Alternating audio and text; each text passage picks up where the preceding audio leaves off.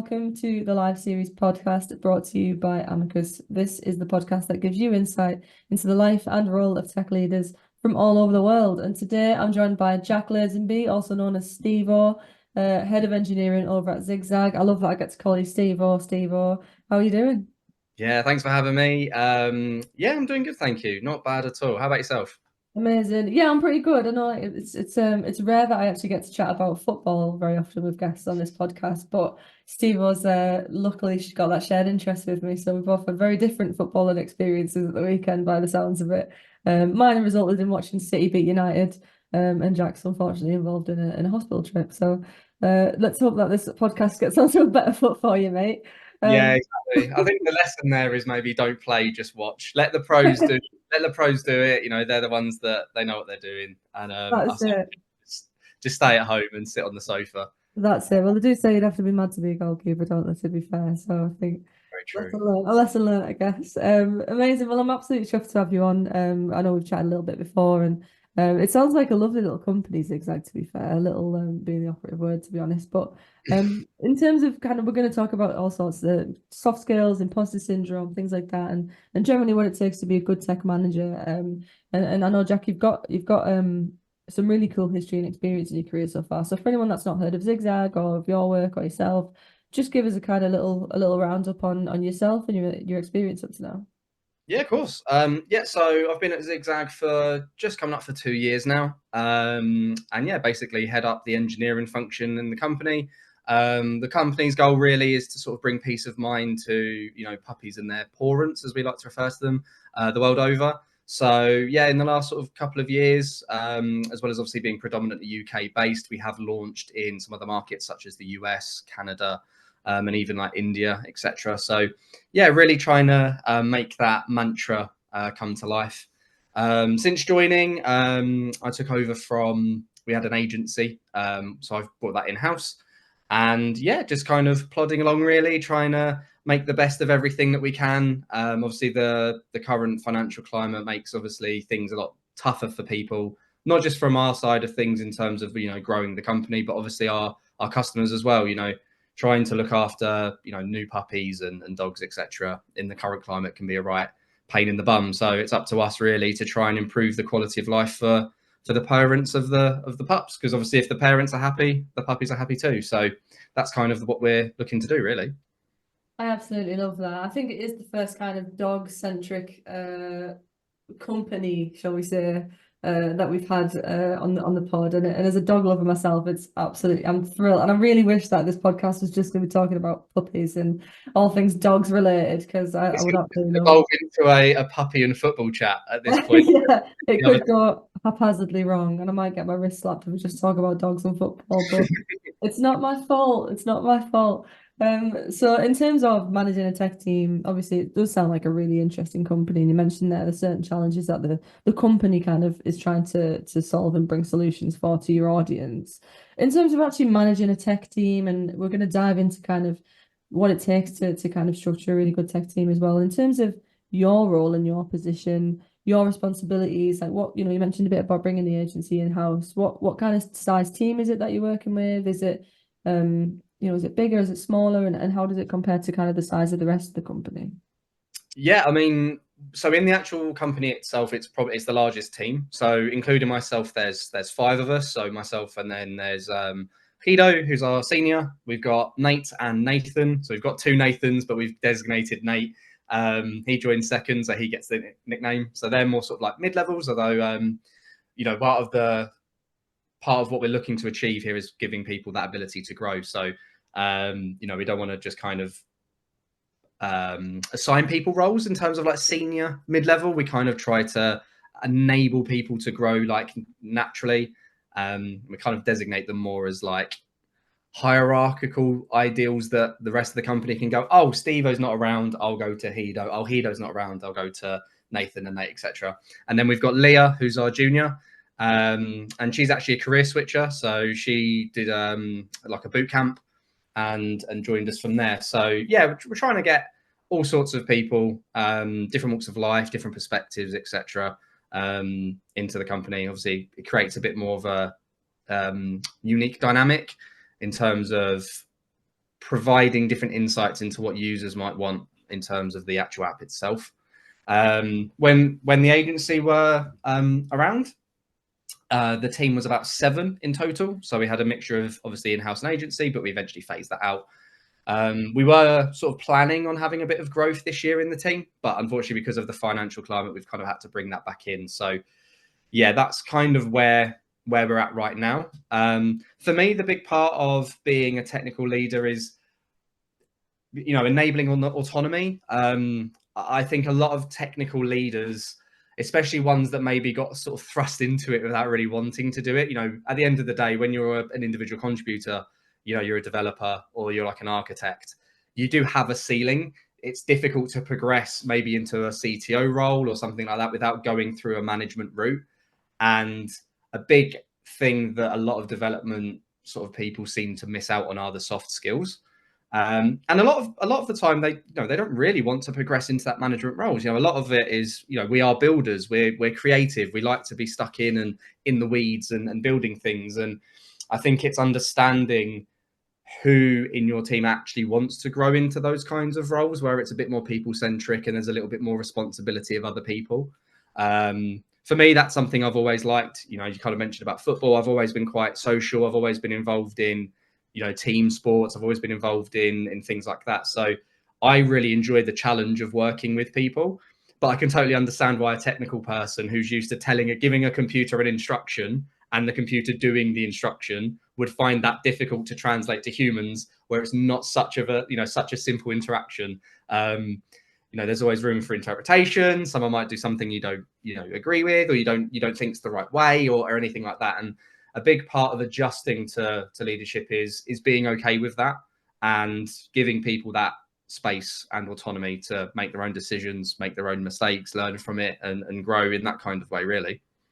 Yeah, I love that. It's a really like kind of not relaxed, but because I think there's a fine line between kind of being a kind of passive manager who is given the space to that team, but then also kind of just being a little bit too relaxed and also easing into complacency, and then you can kind of bear the weight as a team together as well. So what kind of, you mentioned it a little bit there, but what kind of soft skills are important to you, or important to any team in tech, would you say, for an individual or kind of as a collective? Yeah, that's a good question, because I think it's difficult to kind of bottle up exactly which ones are the best overall. Obviously, it's very different for different people. I think the one that I would say that kind of spans across all disciplines, though, is just communication, which is very general. But by that, I mean, especially in the tech world, being able to communicate with other technical people and being able to communicate with non-technical people.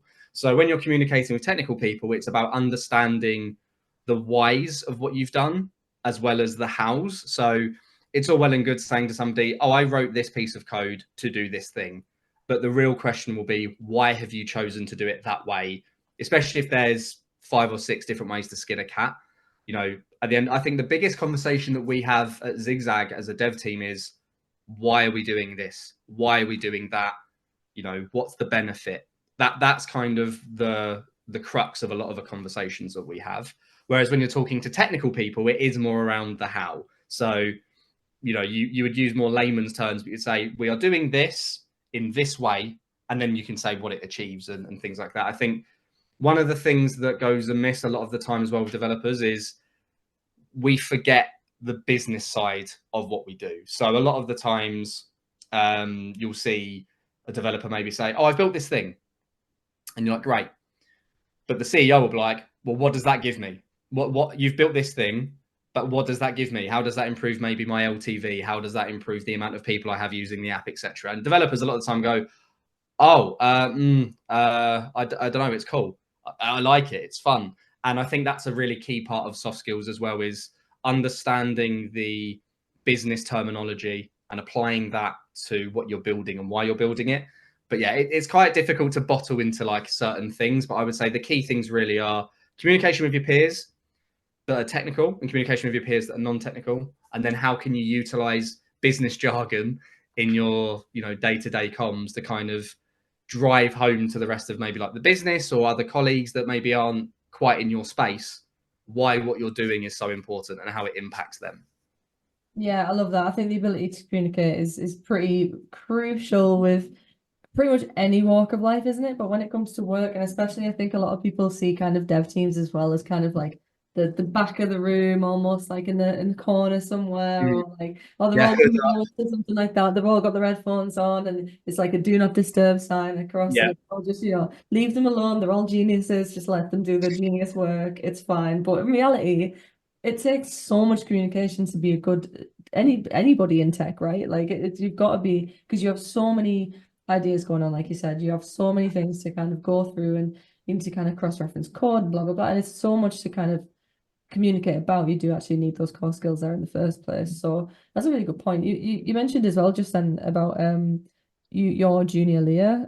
I think that sounds great that you kind of have somebody in who's doing a career switch like that and did a boot camp. What kind of, it was something that I wanted to talk about as well.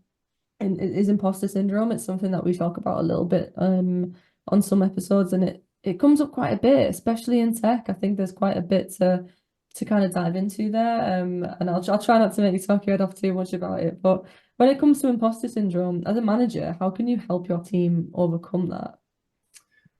yeah. So it's a very good question, but it's one that I have quite a lot of experience in myself because I always have and probably always will suffer from imposter syndrome. So yeah, I've kind of got quite good first-hand experience into how that feels, and I think the best thing that you can do is understand. Obviously, each person has their own tick, right? Everybody has something else that makes them tick. So you need to understand what support they need. Like, it's all well and good saying, oh, we need to support this person doing this thing. Oh, we need, but what support do they need? Do they need an arm around their shoulder? Do they need someone to sort of say, like, it's all good, don't worry about it, this is why we're here, you're free to make mistakes? Are they more somebody who likes to get a pat on the back? Do they always like to just be told, that's great, you're doing really well? And just understanding what different people like. Some people like to be told straight up, that's not right, you need to do this. And yeah, that I think understanding different people and how they work is a really, really important factor to management in general, but also, imposter syndrome or any other kind of mental health issues that crop up, or neurodiversity, or anything like that. That's the really key skill, and it's a very difficult skill to teach, is reading people and understanding people. That just comes with time and experience. I think generally speaking, though, the best thing you can do is just give your guys a platform to safely make mistakes, or safely learn in a way where they don't feel like if they do something that's not quite right, that they're going to get absolutely shat on for it. At the end of the day, they need to be able to say, I did this and it didn't work, but I've learned this from it. I've learned that from it.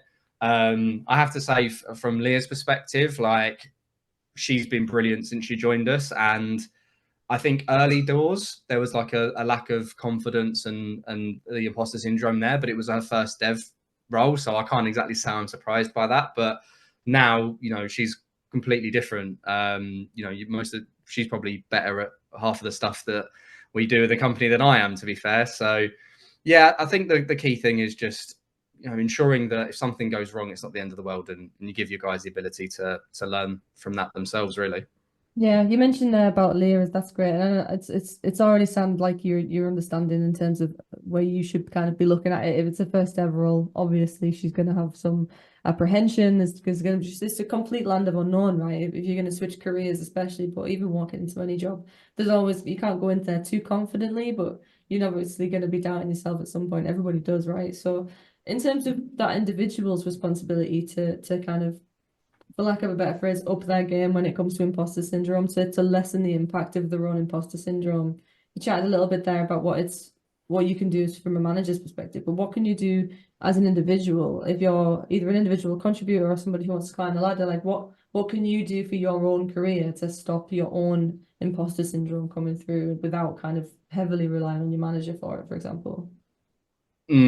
Yeah, it's difficult. I mean, it's different strokes for different folks at the end of the day. I mean, from talking from my personal experience, though, it's around identifying skill gaps, or what I perceive to be skill gaps, and challenging myself to improve in those areas. So whether it's something a little bit more technical in terms of maybe like a language or a pattern or something like that, or whether it's more around, oh, maybe I didn't communicate this very well, how could I maybe look to improve that? Or I, this really frustrated me and it shouldn't have. why did it frustrate me so much? What can I do to improve? I mean, a really good example of that is we were working on something earlier this year, and there was a disagreement in the team, and you could sense the frustration. And then like afterwards, we all got together and were like, don't really know why everybody got so frustrated about that. You know, that it wasn't really that big of a deal. And we've then used that as a platform to go, right, well, let's make sure we don't do that again. How can we improve the communication amongst people? And everybody seems to have like learned from that and improved from that, myself especially. And I think that's a really key thing. Is the problem with imposter syndrome is you get into this spiral where you kind of go, I'm not good enough. And then something happens that is a really good time for you to learn and become better. But because it's something that you perceive as something you've done wrong, it then reinforces the fact that you think you're not good enough. So it's very difficult to sort of solo getting over imposter syndrome. You really do need that good support network there. It's just identifying areas of improvement, but also being able to give yourself a pat on the back when you do something. So if you identify a bug and you fix it, you know, that's brilliant. That's what you should be doing. Or somebody else is struggling with something and you can help them out with that, you know, give yourself a pat on the back. But I do appreciate that it's very, very difficult to do that once the imposter syndrome settles in. And for me, I've always found the only real way I get over imposter syndrome fully is by getting recognition from my peers or, you know, my managers or whoever, because we're always harsh on ourselves, right? It's always nicer when you get like that outside validation. So yeah, but there are ways that you can definitely improve it like on your own, but I do find it very difficult to say that you can just do that and you'll be fine. You definitely still need to have the right support around you, even outside of work, you know, friends and family, for example.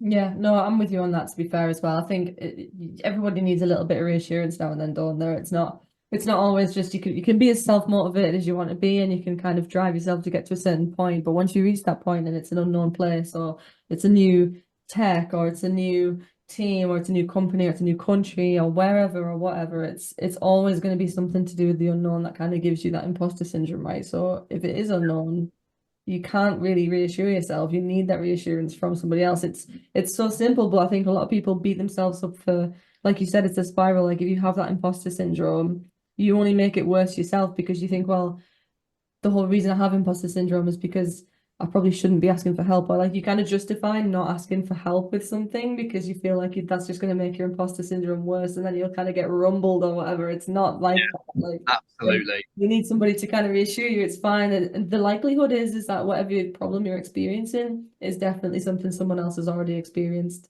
And it's just kind of giving your head a little wobble in that sense, for lack of a better phrase. And I think Yeah. some European listeners that will not understand that phrase at all. I did it with a guest once from Berlin, and they were like, "Give your head a wobble." I was like, "Yeah, sorry, I did."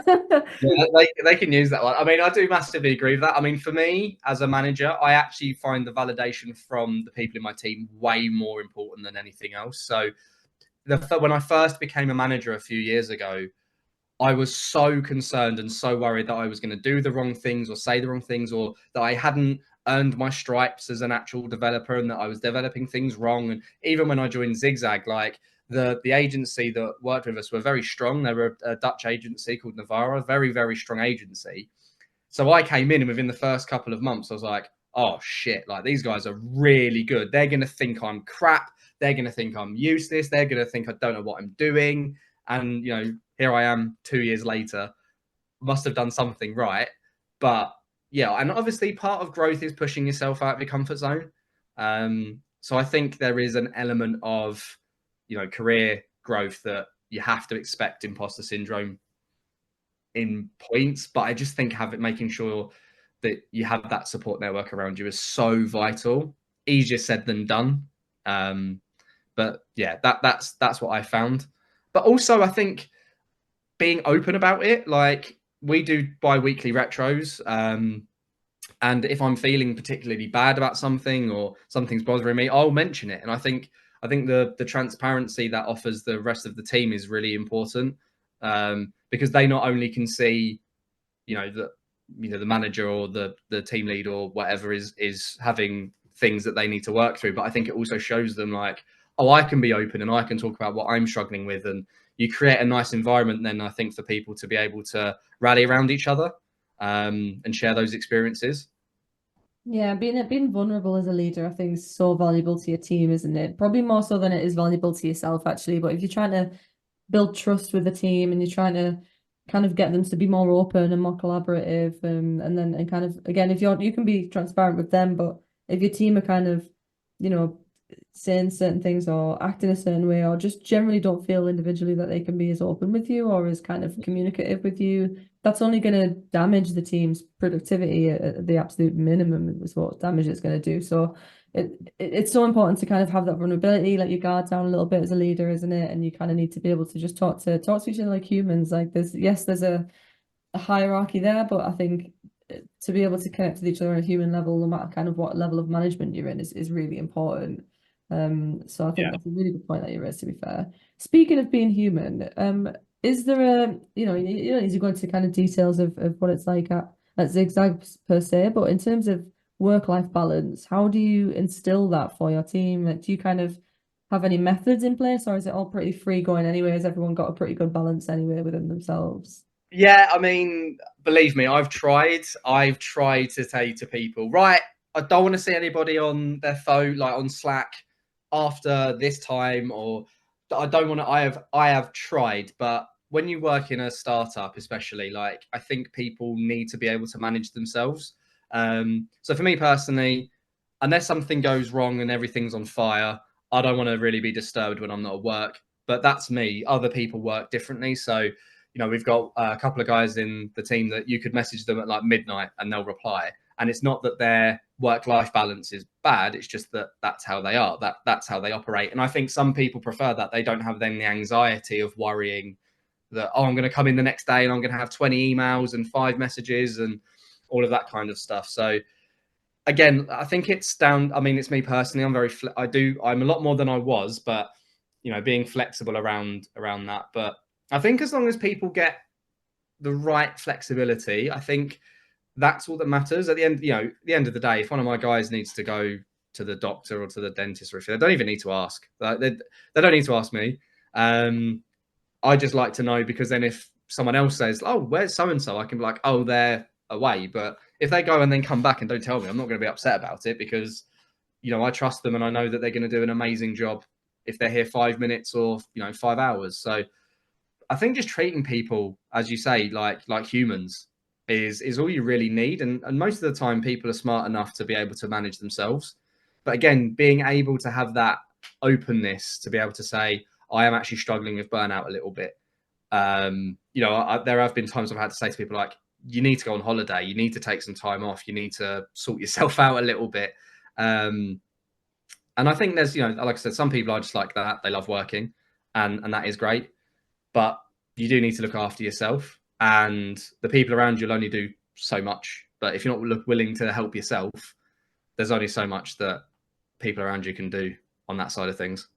Yeah, I'm totally with you on that. And you've really smoothly segued me into my next kind of topic that I wanted to touch on, which is mental health. And as a leader, we've touched a kind of a little bit on it on the podcast in the past, but again, as a leader, it's not up to you to improve your team's mental health as individuals. You're not, a counselor or a therapist or anything to them. No one expects their boss to do that or take that role for them. But do you think that, is there responsibility, is there a slice of responsibility there for a leader or for a manager to at least maybe see the signs and, like you said, like take a holiday or tell them what to do, or kind of do you give them some space and wait for them to come to you? How do you kind of juggle that? How do you manage that? And we're not talking, extreme crisis situations, we don't need to take it too deep or anything, but in terms of, because you do see it sometimes in every job, you notice someone's having a bit of a rough one or something like that. And, as a co-worker, as a peer, you can either keep your nose out of it if you want to, or you can drop them a message or whatever, but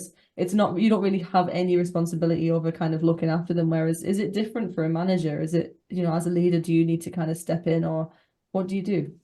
I think so. I think inherently, yes. I mean, personally, I would be like that when I was just a developer anyway. Like if I saw somebody was having a bit of a shit time, I'd go over, or if I didn't maybe have the same relationship, if if they worked in a different department and I barely spoke to them, but I could still tell, maybe I'd drop them a message, because even then, sometimes all people need is just acknowledgement that things are crap, and that already makes them feel a lot better.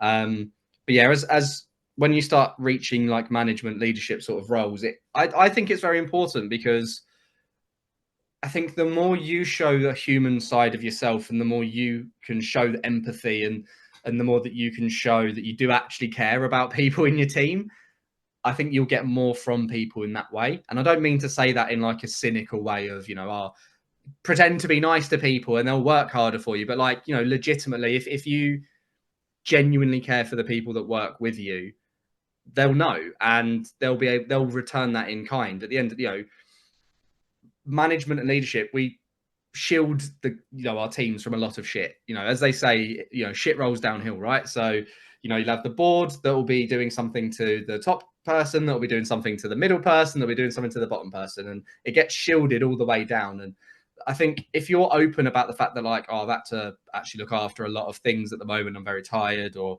this is happening to me, and the guys then feel confident that they can do the same, and they can share, oh, I've actually had to juggle these things, and oh, my so-and-so has been unwell, or whatever's come up. And if you can just be like, look, you do what you need to do, don't worry about it, I think that just takes a huge weight off people's shoulders, and just creates a level of respect amongst people. At the end of the day, like, yes, there's a hierarchy, but I don't really see it that way. I don't really see there's a hierarchy. I'd say we're all on the same like level, really. We're all doing the same things. We're all trying to make our company that we work for succeed. We've all got the same goal.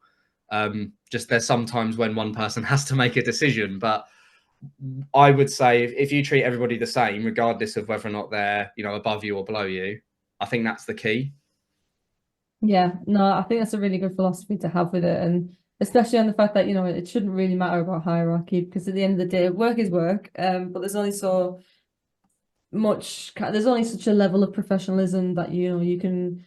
I think some people, like, maybe if you're not that invested in your team, you might try and hide behind the fact that you're a manager, and you might be like, well, it's work, so I don't need to get too involved with that, actually. But if you actually care about your team, then like you said, the hierarchy or the fact that it's work, it won't stop you. Like, it doesn't bother you. And there's a line obviously between intervening and kind of being in someone's business when you don't need to be, and also just being genuinely another human being that cares and can see someone's having a hard time, right? So how do you think I mean, this is quite a deep question, and it's obviously quite a broad answered one as well. So don't worry about giving War and Peace for this one. But in terms of, looking after your mental health yourself at work and things, either as a leader or as an individual or as a peer, what kind of things can you do to maintain your mental health or improve your mental health at work? Or, should you be talking to people about it? Is there certain things that you can do throughout the day? And I mean, specifically to tech as well, of course, it must be quite. Obviously I'm in marketing. I'm not. It's slightly different. But in terms of you've always got new briefs, you've always got new challenges, but you also are you're staring at the screen for a long time as well, right? So how is that how does that all intermix with each other, and how does it affect mental health and tech, and what can you do to kind of to maintain it? I mean, the staring at the screen's not a problem. I've been doing that since I was about 5, like playing games and stuff. I would say that for most developers, staring at the screen is probably the safest that they feel when they're on the planet. Like they're in their comfort zone.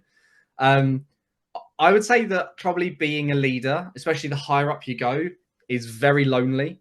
I think if you're in a massive company and let's say there's 10 teams and each team has a lead, you've got 10 people then that you can kind of interact with. But in the smaller company, maybe you're the only, like for me, I'm the only technical like leader in the company. It can be lonely at times, but I think that's another reason to kind of elevate the people that you work with, right? So yeah, I may not have somebody who's technically at my level, but that doesn't mean that the people I work with, don't have ideas of their own and won't have input, and their input is just as valuable, if not more so, than somebody else, because they're the ones with the boots on the ground. They're the ones that are in the weeds day to day.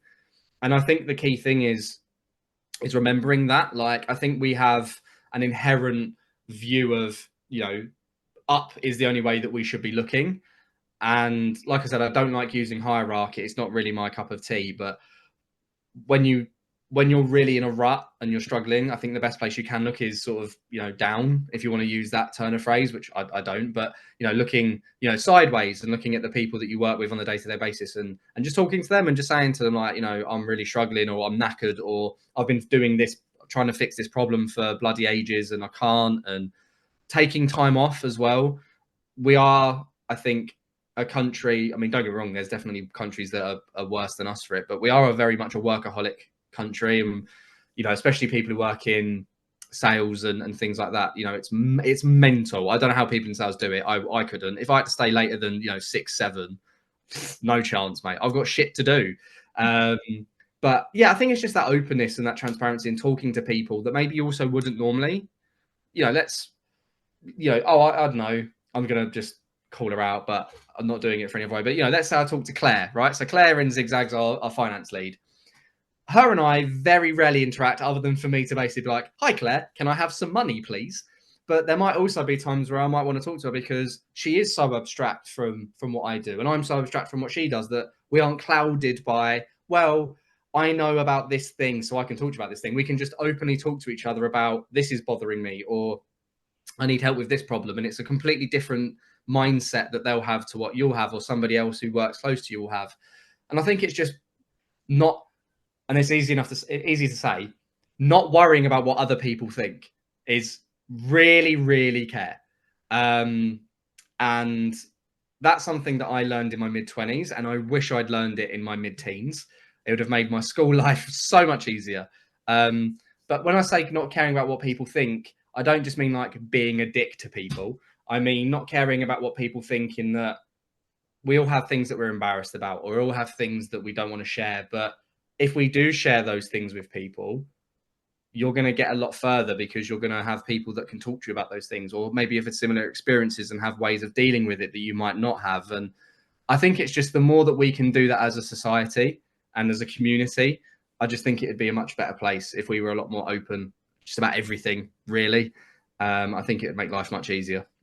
I'm totally with you on that. And I think we probably all wish that our teen years weren't riddled with wondering what everybody else thought about us. But that's the whole job of a teen, isn't it? To worry about that kind of side of things. But yeah, I totally know what you mean. And it is easier said than done. You're absolutely right. But like we said earlier, it takes a certain amount of confidence. And if you can kind of take those steps to lower any imposter syndrome and to communicate well and to go over the kind of some of the things that we've mentioned, I think you've probably got a better chance at having a pretty strong sort of work-life mental health, shall we put it, in terms of, you know, taking those steps just to keep educating yourself, keep communicating well, keep transparent with those around you, keep collaborative, and yeah, I think transparency is important as well, and trust, and just be a nice person. Just don't worry too much about it, I suppose, which is also much easier said than done, isn't it?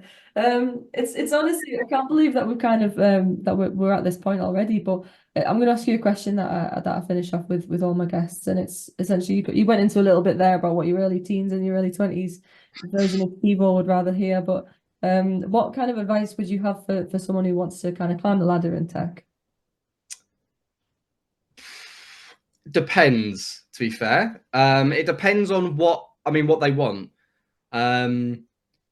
Because a lot of people will get, like I mentioned earlier, a lot of people will get pushed into a management role because it's the only way they feel like they can progress. And a lot of people, one, aren't trained for it, and two, aren't built for it. And that's not a bad thing. I think we just need to have ways of rewarding people that where management isn't for them, you know.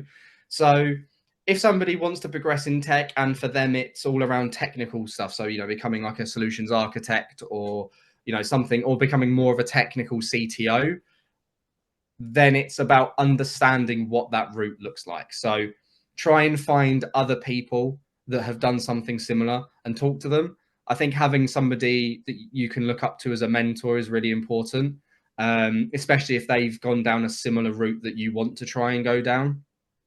But I think the big thing I would say is, you know, don't be scared to push your boundaries, and don't be scared to say no. So if somebody wants to push you into a role or a thing that you don't want to do and you know you don't want to do it, don't say yes just because, oh, it's a bit more money and it's a step up, because you might hate it. And people might also hate you because you hate the job you're doing and you then take it out on people. And I don't just mean at work, I mean like family, friends. You know, at the end of the day, work is such a huge part of who you are as a person that if you don't enjoy it, then, you know, it's going to really impact the rest of your life. But I would also say, like, don't be scared to forge your own path. So if you're working somewhere and you see something, you see a gap, or maybe you see like a progression route that they don't know, or if you're working somewhere and they don't have that progression route, don't be scared to blaze your own trail and push and step out into the limelight a little bit. You know, I appreciate that, especially for technical people, that's a really scary, almost nightmarish thought. The best thing that you can do is to try and push yourself and step out into the limelight a little bit, if only just to give yourself the credit. A lot of developers will go under the radar, and a lot of them will be happy for that, and I think that's great. But a big part of mental health is that recognition and knowing that what you've done means something to somebody. And if you don't step out into the limelight every now and then going, oi, I did that, that was me, I'm great, how's everybody else going to know that that's the case? Unreal, absolutely unreal. What a way to round it off. I think that's absolutely class, Jack. In terms of kind of getting the points across as well, I'm sure if Jack won't mind me saying this, but if there's anything that we've covered in the episode that you'd like to hear more from Jack about, or you want a little bit of insight, I'm sure you won't mind you reaching out to him or on LinkedIn or anything like that. He's very obviously a lovely lad who's got a lot of insight to share about it too. But you might get carried away talking about football with him if you're a football fan. So just be careful. Love a football ramble. If you're watching or listening, wherever you are, actually, you can hit subscribe. And don't forget to visit amicusjobs.com for tech jobs, candidates, and more. Stevo, thanks again, mate. It's been lovely having you on. No worries. Thank you very much, Have. It's been emotional.